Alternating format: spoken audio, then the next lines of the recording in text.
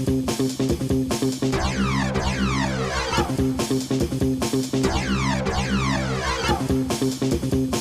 everybody, it's Johnny Two-Face here, back with another reaction video. This time reacting to The Battle of Edgehill, 1642, English Civil War Begins by Kings and Generals. Now, if you haven't seen my reaction to why the English Civil War started, I suggest you check that out before checking this video out. So the usual disclaimer when I react to anything historical, if I don't show so much what is considered a proper reaction, is probably obvious I don't know much about the subject at hand, and if I do know anything, I'll most likely pause the video to give my input or ask any curious questions, which hopefully will be answered in the comments below. With that being said, the link to the original video will be in the description down below. Please go and subscribe to Kings and Generals, another amazing history channel here on YouTube. And without further ado, let's get this up on screen and see what happens in this episode. Turn it down a bit. In our last episode on the English Civil War, we discussed the many factors which gradually ramped up the tension between King Charles I of England and his parliament between the late 1620s and early 1630s. And sorry to pause so quickly into the episode, and just prove my point. Politics and religion should never mix. Discontent towards the monarch was growing among certain parties, but civil war still seemed absolutely unthinkable to the vast majority of English, who by 1637 had enjoyed nearly a half-century of peace. However, war was indeed on the horizon, and in this episode we will explore the events which will escalate the situation beyond all hope of peace, starting with the Scottish Bishops' Wars, the Long Parliament, and the Battle of Edgehill. Your continued support allows us to expand our work, and we're so grateful for that. We're always eager to create more videos for you, and we think that you'll enjoy our documentaries on post-World War II history over on the Cold War channel, and our Wizards and Warriors channel, which focuses on the fantasy and sci-fi lore. Feel free to check them out if you're interested. We've also recently started a TikTok channel and would appreciate your support on that new platform. I'll definitely check that out. Consider subscribing to all three. The links are in the description and pinned comment. Thanks for being with us. Throughout the latter part of his personal rule, opposition began to mount increasingly against King Charles I. However, this opposition could not be channeled into any meaningful change due to the irregular and infrequent intervals in which Parliament convened. Nevertheless, this state of affairs would soon change due to growing unrest to the north in Scotland, where the meddling of one Archbishop Laud was about to trigger a war. Scotland's decentralised and radically Protestant church, known as the Presbyterian Church, had deeply ingrained roots in the country's lowlands and parts of the Highlands. The Scots held on to their native faith lovingly, so when Charles and his administration tried to impose the Anglican Book of Common Prayer on them by royal decree, England's northern neighbour began to implode. Nationalist sentiment was stoked among all the classes, all the way from leading Scottish nobles down to the servant girls, one of whom notoriously threw a stool at the minister in St Giles Cathedral in Edinburgh when he attempted to read from the Anglican book. An organised response came on February 29, 1638, when Scottish lords signed the National Covenant, a pledge to uphold the native Scottish religion at all costs. This covenant pledged loyalty to the king, but on the condition that the Presbyterian Church was maintained in its unmolested form. This covenant circled around Scotland and gained rapturous support on all fronts, with its adherents becoming known as Covenanters. Over the next year, attempts at a negotiated solution failed, and war became inevitable. As a result, both sides began to raise their armies, the highly motivated Scots more quickly than the English, many of whom were actually sympathetic to the Scottish cause. Critically, this war footing began to push Charles's finances to the breaking point. To further compound matters, many of his aristocratic financiers were Catholic. The First Bishops' War of 1639 was short and inconclusive, ending with the pacification of Berwick, which both sides realised would not put an end to the conflict. So, both the Scots and the English began preparing for its resumption. However, Charles's war chest had run dry, and with all his sources of finance dried up, he was forced on April 13th to summon what would become known as the Short Parliament, the first in 11 years. However, after just 3 weeks of subsequent stalemate and frustration on both sides, the king dissolved Parliament again on May 5, 1639. Charles then immediately resumed collection of the hated ship money in order to fund his war. The Second Bishops' War of 1640 was a complete disaster for the king. A Scottish army of 20,000 Covenanters, led by the highly competent Earl of Leven, managed to outmaneuver the English, and not long after defeated them at the Battle of Newburn. Following what was the first Scottish victory on English soil since 1388, Leven occupied northeastern England. As a note, the Earl of Leven, also known as Alexander Leslie, had spent the previous decade fighting in the 30 Years' War in the service of Sweden's Gustavus Adolphus. We've previously covered his contribution to the Siege of Stralsund. To end this disastrous conflict, Charles signed the Treaty of Ripon, the terms of which required that the king pay the Scots £850 per day to maintain their occupation. Now burdened by this new financial drain, in addition to his own army, Charles was once again forced to call a parliament. Holding its first session on November 3rd, 1640, this would become known as the Long Parliament, because it would not be formally dissolved until March 1660. This time, Parliament was almost totally united against the king, and its more radical Puritan elements, led by the Earl of Warwick, began to dominate affairs. His radical allies tried and executed the Earl of Strafford, Charles's chief minister, began lengthy legal proceedings against Archbishop Laud, and secured other unprecedented concessions from the crown. All of these demands and more were set out in the Grand Remonstrance, a document of grievances and conditions, the most crucial of which would have deprived the king of many traditionally royal rights and privileges. It didn't seem that Charles was going to accept any further restriction of his power anyway, but an external factor now intervened and made everything that much worse. In October, the month before the king had summoned the Long Parliament, a Catholic revolt had erupted in Ireland. Thousands of Protestants were already dead, and many more were refugees. It was clear that an army would be necessary to quell the Irish. But under whose authority could the army be raised? Parliament no longer trusted the king with military force, fearing that he would use the army against them, while the king would not accept Parliament's control because of the same reason. For some reason, perhaps because Charles had uncovered evidence that his enemies in Parliament had been conspiring with the Covenanters, Charles marched to the House of Commons with 400 soldiers on January 5, 1642.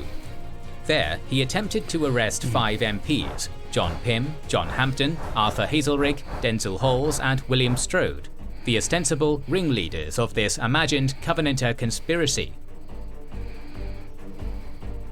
When this attempt embarrassingly failed, the royal family quickly left London and went to Windsor Castle, fearing that the Parliament-supporting London mobs would be riled into a fury against them.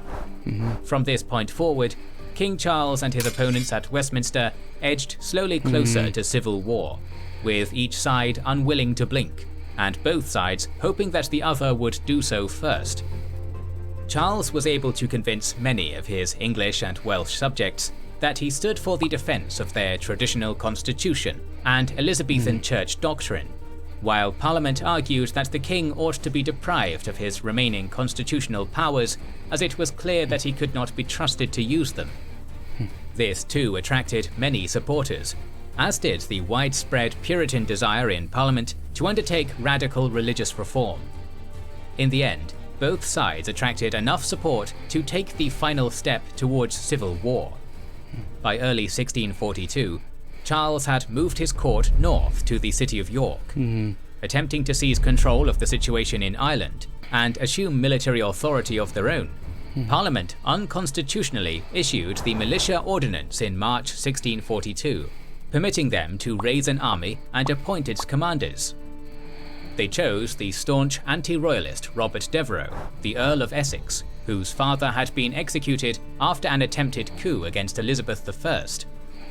Now requiring an army of his own to counter that of his enemies at Westminster, Charles passed the equally unconstitutional Commission of Array, allowing the king's chosen commissioners, usually local nobles, to levy troops from their own regions for service in the royal army.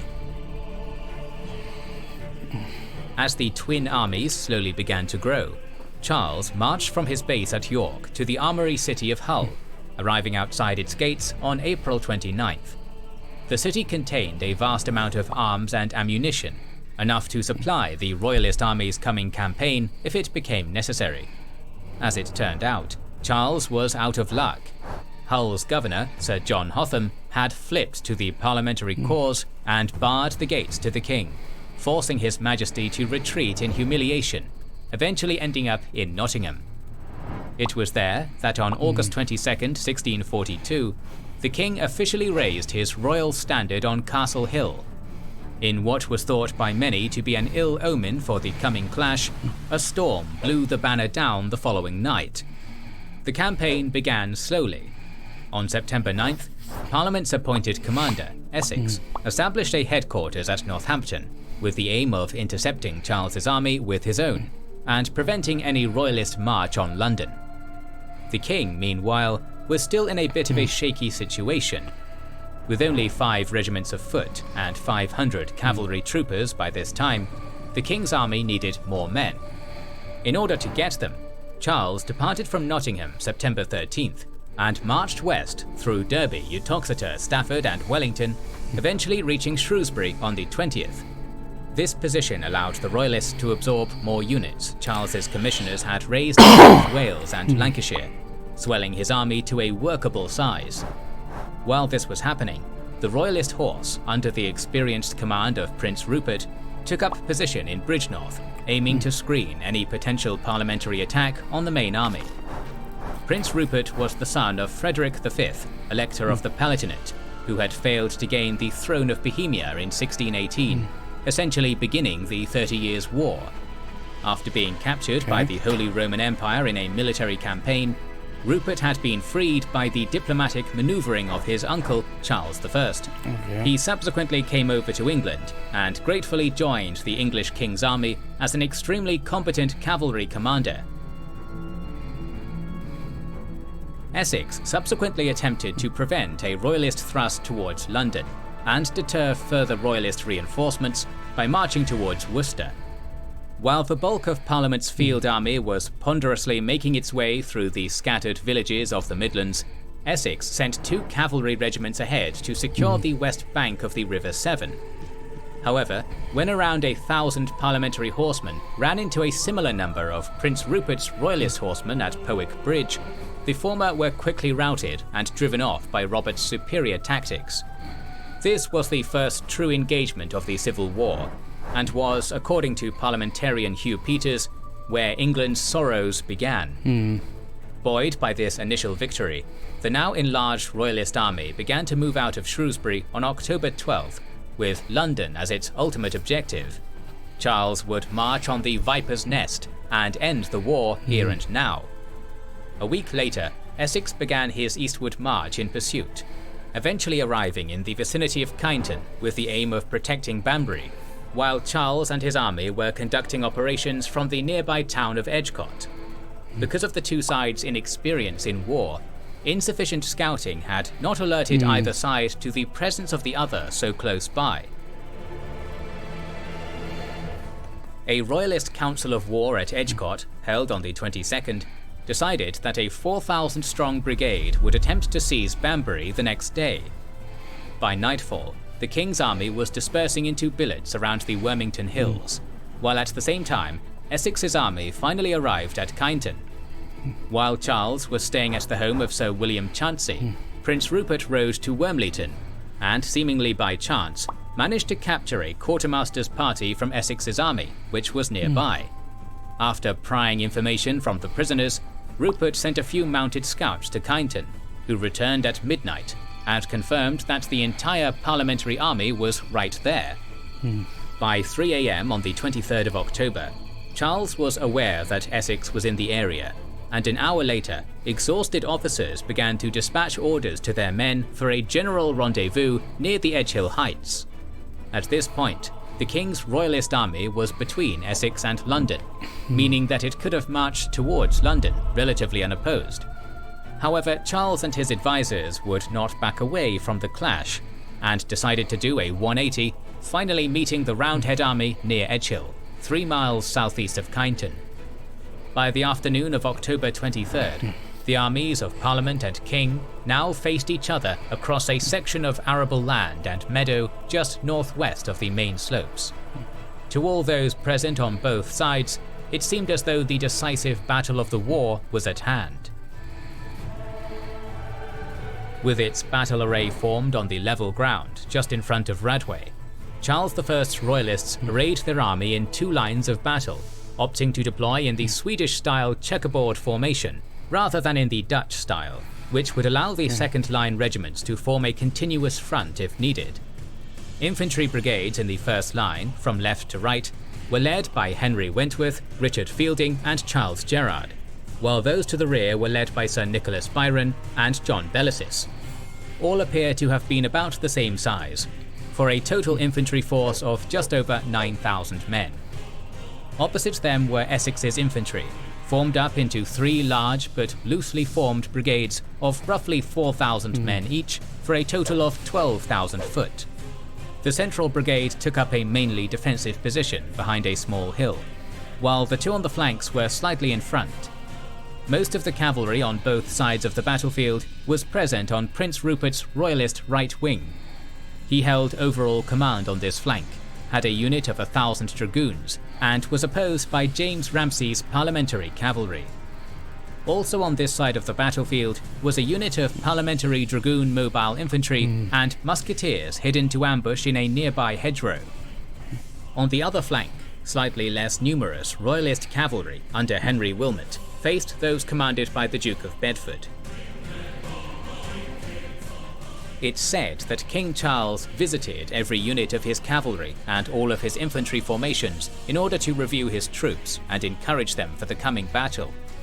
He even wished to ride with his army, but was persuaded to retire to the rear with his small lifeguard cavalry reserve, the majority of which had persuaded the king to let them join Rupert's charge.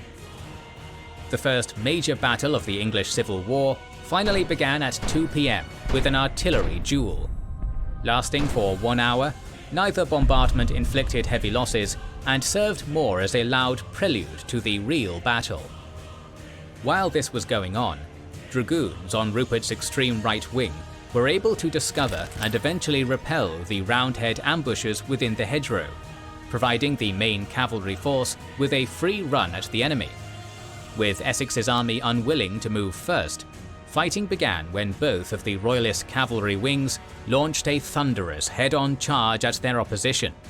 Using the latest cavalry shock tactics of direct charge imported from the continent by Prince Rupert, the king's horsemen on both flanks swept away Parliament's cavalry, which still used stationary Dutch tactics of firing from saddleback. A unit of parliamentarian troopers even deserted and joined the Royalists. With both of Essex's mounted wings swept off the field, it seemed like the time was right for the king's horse to pivot and launch the coup de grace against Parliament's flank and rear.